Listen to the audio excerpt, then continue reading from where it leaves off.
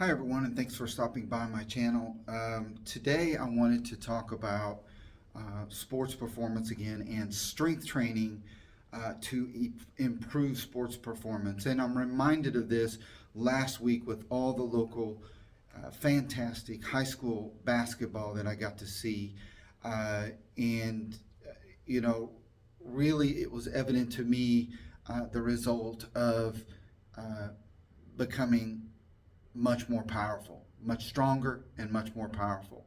And today I wanted to give you an example of the importance of improving your muscular strength in the weight room and then how that can relate to power. Okay?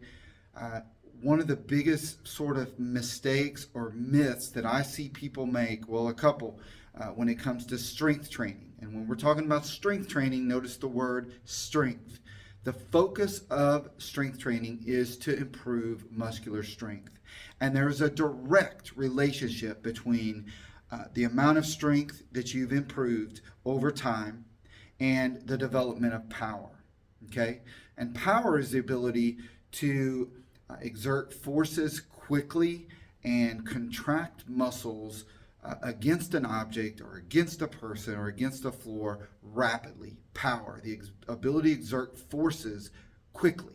And in sport, these type of contractions or production of power occur, in very small amounts of a second, much less than half a second. It's very rapidly. Someone jumps from the floor, those contractions occur rapidly. Okay, and so the ability to jump higher, throw a ball faster, swing a bat with more velocity to create more exit velocity, really, from a strength training standpoint, is really about getting stronger.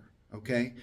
The biggest mistake that I see again is people go in the weight room without the sole purpose of improving their muscular strength, without the goal of improving strength.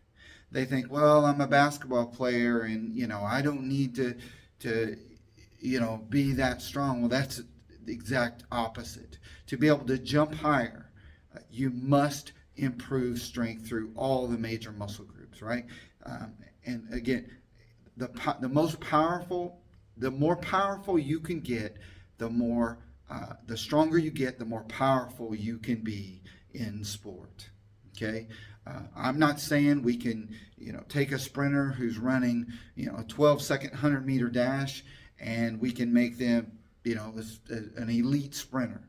But we can sure make them able to run that 100 meters quicker because they're able to produce more force against the ground and move their bodies down the track. Okay, so I wanted to give you an example here, here in the weight room on the importance of developing muscular strength. And so bear with me on some numbers, but I think they're important to talk about. Okay, I've got the chest press machine. There's nothing fancy about this chest press machine. It's a Cybex chest press machine. They're found all over the world. And I've got this set on 100 pounds. So we're going to pretend I'm a hypothetical young athlete. I come in and I'm going to work on improving my strength. This is one of the exercises. If you've seen my other videos, that I have 6 exercises that I would recommend, at least 6 to 8, to improve your muscular strength on.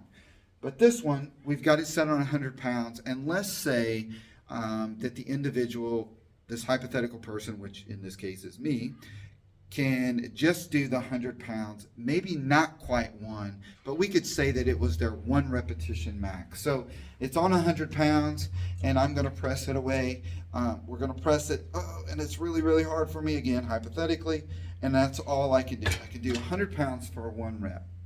Okay, so my ability to move that object, right, the 100 pounds, 1 time is very slow, right? We would agree if it's a 1 RM, my ability to move that would be very slow. In fact, probably slower than I just did it. It would probably look more like that, right? It would be very, very slow. Okay, so power, being a function of time or speed, would be pretty low, for that, right? Because with the function of time, it's a slow movement. But over time, if this same individual strength trained a couple days a week maybe, and we perhaps doubled their strength, which is not uncommon, by the way, maybe even 2.5 times their strength. But let's just, for easy numbers, over a 6-month training phase, they doubled their strength. So now their 1 repetition max, which was 100 pounds, which I was moving it very, very slow, right? I mean, extremely slow, is now 200 pounds. So now the 100 pounds is actually about 50% of the muscles that are responsible for that movement, 50% of their 1RM. So now we've doubled their strength.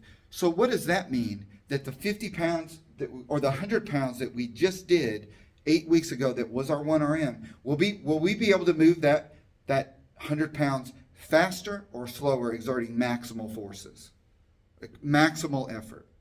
Well, the answer is much quicker, because we doubled their strength. So now what they could do just one time is about 50%, because of that training phase, we've doubled their strength.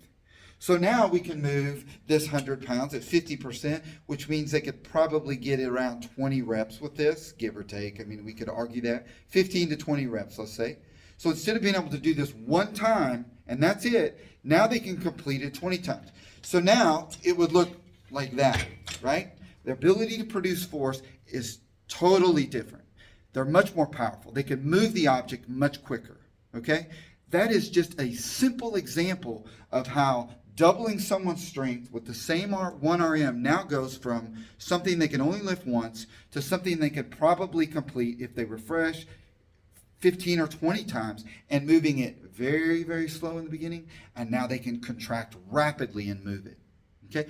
Now in sport, we don't have that heavy of objects unless you're doing, some sort of strongman competition or something like that. Right? You're jumping off the floor. You're moving your body mass, perhaps, or maybe you're throwing a baseball. Right? It's a very light implement, but the same can be said, right? Because now the ability to move an object that weighs the same is enhanced, okay? Tremendously. That's why we know that strength directly impacts power. Now, if we double or triple your strength over 24 weeks of training, 6 months of strength training, you absolutely should be doing sports performance training. You have to be working on, if you're an elite sprinter, you've got to keep running. You've got to keep working on your sprint technique. If you're a baseball pitcher and you're working on increasing throwing velocity 8 or 10 miles per hour, and you double your strength over 10 weeks or 24 weeks, you still need to be working on your throwing mechanics and those things, so you are technically sound, so you can produce optimal forces and have really a very good mechanical efficiency. Okay? But the whole goal of strength training is to improve your strength so your physiology is enhanced. Okay? So in other words, you can move what was once heavy is now light. So we can move that object rapidly. And again, that object could be your body, an implement, a ball, another human body, right? You can move someone else if you need to. If you're boxing someone out in the lane, you can, they're not going to move you if you're stronger than them. You can jump higher. Okay? I'm not saying that we can, again, take someone and make them a world-class athlete, but we can take good athletes and make them much better by getting stronger. The problems that I see, the myth that I see is we have them do a little bit of strength training in the weight rooms, and then we add in some, conditioning stuff, and we water down the strength training. Strength training isn't laser focused with the goal being to improve muscular strength. That's the biggest thing that I see in strength training program all over the world. That's not to say we shouldn't do flexibility work. We should. We shouldn't do speed work. We should. We shouldn't do technique work. We should. But when you're doing strength training within the confines of what you can do safely, productively, long term, you need to have the goal of progressing. Okay, being progressive. Well, how do you know if you're progressing? Well, you need to keep a journal. You need to keep a logbook of what you're doing.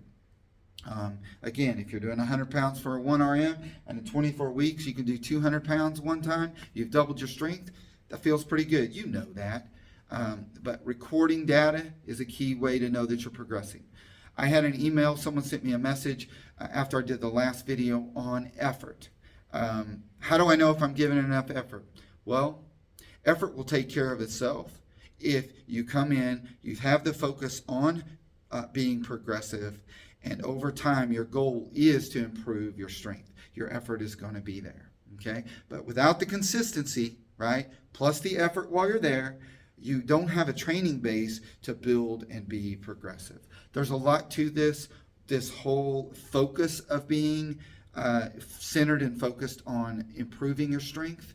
And you can spend a lifetime trying to get stronger and maintain that strength levels. Sure, you need to, over time, periodize your training, may do higher rep phases and a lower rep phase, and therefore you're adding loads and decreasing loads based on whether you're doing higher rep, low reps.